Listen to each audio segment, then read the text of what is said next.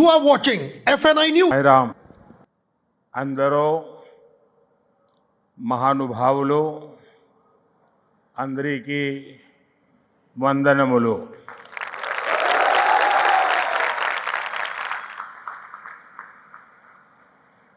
मुख्यमंत्री श्री चंद्रबाबू नायडू, केंद्र में मेरे सहयोगी राम मोहन नायडू, जी किशन रेड्डी, भूपति राजू, श्रीनिवास वर्मा, सचिन तेंदुलकर जी, डिप्टी सीएम पवन कल्याण जी, राज्य सरकार में मंत्री नारा लोकेश जी, श्री सत्य साई सेंटर ट्रस्ट के मैनेजिंग ट्रस्टी आरजे रत्नाकर जी, वाइस चांसलर के चक्रवर्ती जी, ऐश्वर्या जी, अन्य सभी महानुभाव, देवी और सज्जनों, साईं राम। साथियों, आज इस पावन भूमि पुट्टपर्थी में आप सभी के बीच उपस्थित होना मेरे लिए एक भावात्मक और आध्यात्मिक अनुभव है। मुझे कुछ देर पहले बाबा की समाधि पर श्रद्धा सुमन अर्पित करने का अवसर मिला। उनके चरणों में नमन करना, उनका आशीर्वाद प्राप्त करना, ये अनुभव हमेशा हृदय को भावनाओं से भर देता है। साथियों, श्री सत्य साई बाबा का यह जन्म शताब्दी वर्ष हमारी पीढ़ी के लिए सिर्फ एक उत्सव नहीं, यह एक दिव्य वरदान है। आज भले ही वे हमारे बीच दैहिक स्वरूप में नहीं है, लेकिन उनकी शिक्षा, उनका प्रेम, उनकी सेवा भावना आज भी करोड़ों लोगों का मार्गदर्शन कर रही है। 140 से ज्यादा देशों में लाखों जीवन नए प्रकाश, नई दिशा और नए संकल्प के साथ आगे बढ़ रहे हैं। साथियों, श्री सत्य साई बाबा का जीवन वसुधैव कुटुंबकम का जीवंत स्वरूप था। इसलिए उनका ये बर्थ सेंटेनरी वर्ष हमारे लिए यूनिवर्सल लव, पीस और सर्विस का महापर्व बन गया है। हमारी सरकार का सौभाग्य है कि आज इस अवसर पर 100 रुपये का स्मृति सिक्का और डाक टिकट भी जारी किया गया है। इस सिक्के और डाक टिकट में उनके सेवा कार्यों का प्रतिबिंब है।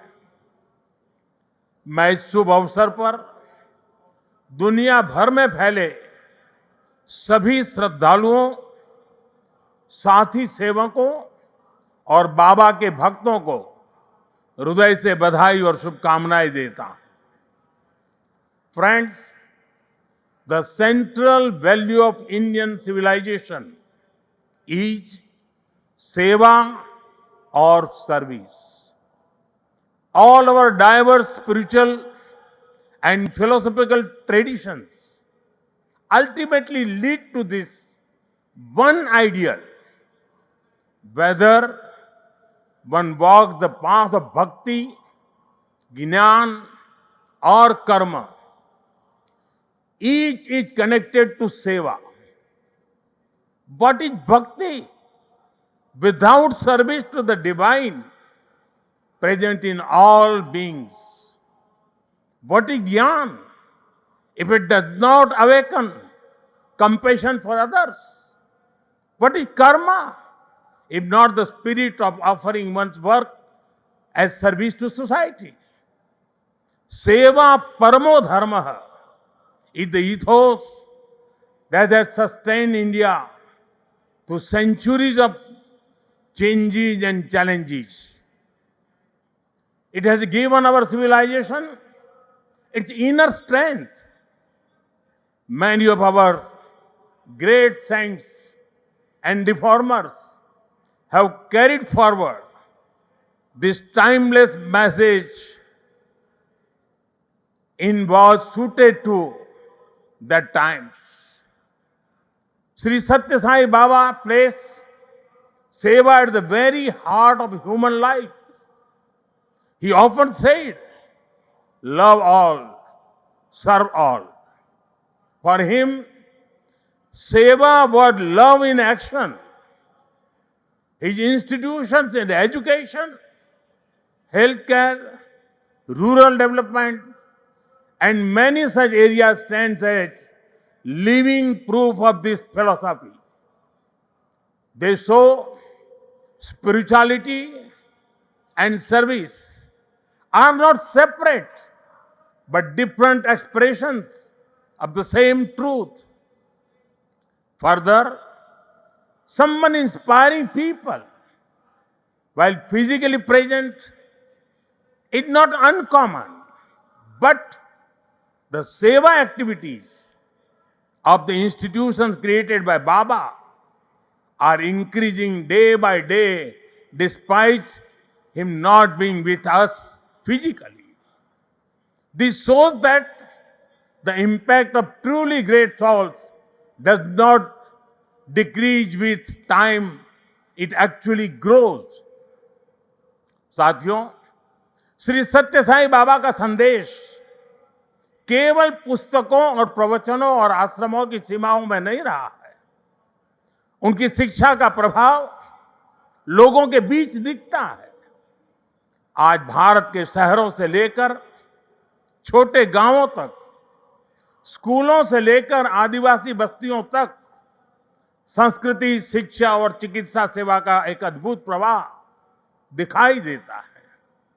बाबा के करोड़ों अनुयायी बिना किसी स्वार्थ के इस काम में लगे हैं। मानव सेवा ही माधव सेवा है, ये बाबा के अनुयायियों का सबसे बड़ा आदर्श है। उन्होंने ऐसे कई विचार हमें सौंपे जिनमें संवेदना, कर्तव्य, अनुशासन और जीवन दर्शन का सार मिलता है। वो कहते थे, help ever, hurt never, less talk, more work. हम सभी के मन में आज भी श्री सत्य साई बाबा के ऐसे जीवन सूत्र गूंजते रहते हैं। साथियों, साई बाबा ने अध्यात्म का उपयोग समाज और जन कल्याण के लिए किया। उन्होंने इसे निष्काम सेवा, चरित्र निर्माण और मूल्य आधारित शिक्षा से जोड़ा। उन्होंने किसी मत या सिद्धांत पर अपनी शक्ति नहीं लगाई। उन्होंने गरीबों की सहायता की और उनके दुखों को दूर करने के लिए कार्य किया। मुझे याद है, गुजरात के भूकंप के बाद पीड़ितों को राहत पहुंचाने में बाबा का सेवा दल और सारे सेवाव्रती आगे की पंक्ति में आकर के खड़े हो गए। उनके अनुयायी पूरी निष्ठा से कई दिनों तक सेवा में जुटे रहे। उन्होंने प्रभावित परिवारों तक सहायता पहुंचाने, आवश्यक सामग्री उपलब्ध कराने और मानसिक सामाजिक सहयोग देने में महत्वपूर्ण योगदान दिया। साथियों, एक मुलाकात में अगर किसी का हृदय पिघल जाए, किसी के जीवन की दिशा बदल जाए, तो इससे उस व्यक्ति की महानता का पता चलता है।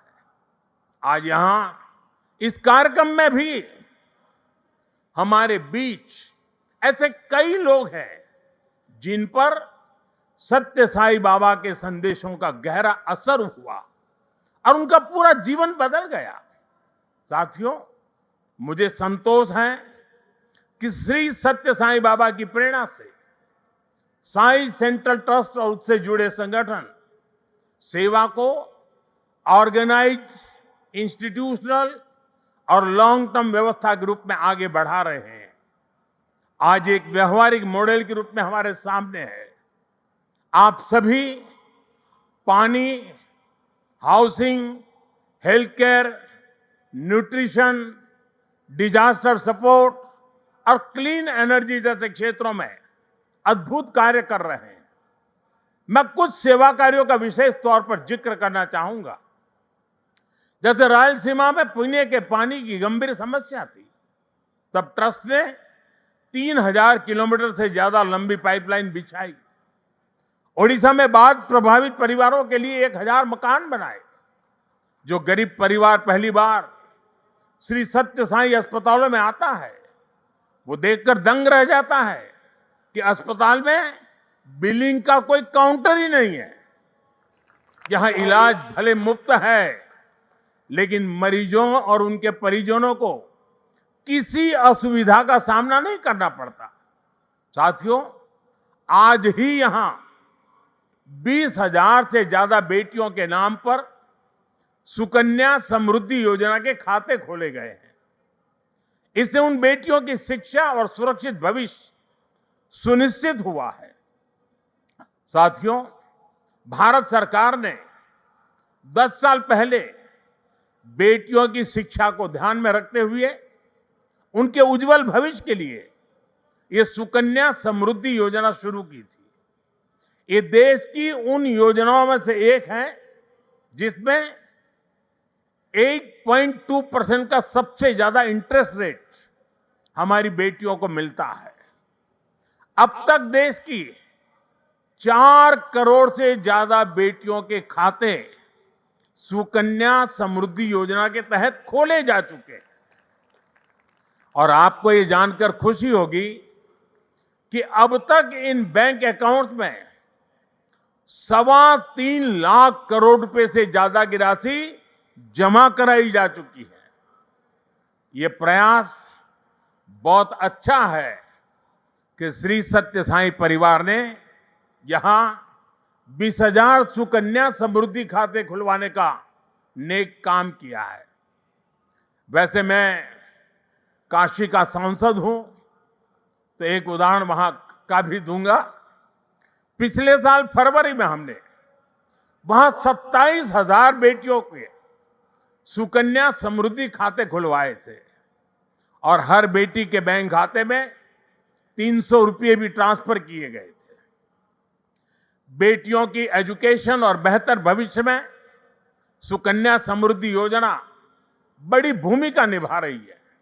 साथियों, देश में पिछले 11 वर्ष में ऐसी अनेक योजनाएं शुरू हुई है जिन्होंने नागरिकों की सामाजिक सुरक्षा को, सोशल सिक्योरिटी कवच को बहुत मजबूत कर दिया है और देश के गरीब, वंचित निरंतर सोशल सिक्योरिटी के दायरे में आ रहे हैं।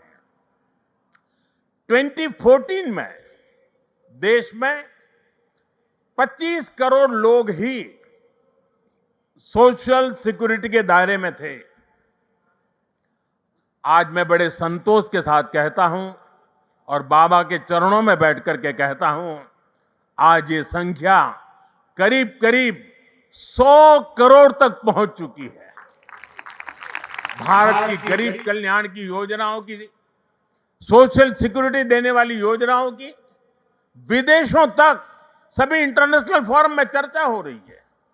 साथियों, आज ही यहां मुझे गोदान के कार्यक्रम में सहभागी होने का भी अवसर मिला है। ट्रस्ट द्वारा 100 गायें गरीब किसान परिवारों को दी जा रही है। हमारी परंपरा में गौ माता को जीवन, समृद्धि और करुणा का प्रतीक माना गया है। ये गायें इन परिवारों की आर्थिक, पोषण संबंधी और सामाजिक स्थिरता में सहायक होगी। साथियों, गौ माता के संरक्षण से समृद्धि का संदेश देश विदेश के कोने कोने में दिखता है। कुछ वर्ष पहले राष्ट्रीय गोकुल मिशन के तहत वाराणसी में 480 से ज्यादा गीर गायें वितरित की थी। और मेरा एक नियम था कि जो पहली बछड़ी होती थी वो मैं वापस लेता था और दूसरे परिवार को देता था। आज वाराणसी में गीर गायों और बछड़ों की संख्या लगभग 1700 हो गई है। और वहां हमने जो एक परंपरा शुरू की है, जो गाय वहां वितरित की गई है, उनसे पैदा हुआ मादा बछिया को दूसरे इलाके के किसानों को मुफ्त दिया जाता है। इसलिए इन गायों की संख्या भी बढ़ रही है।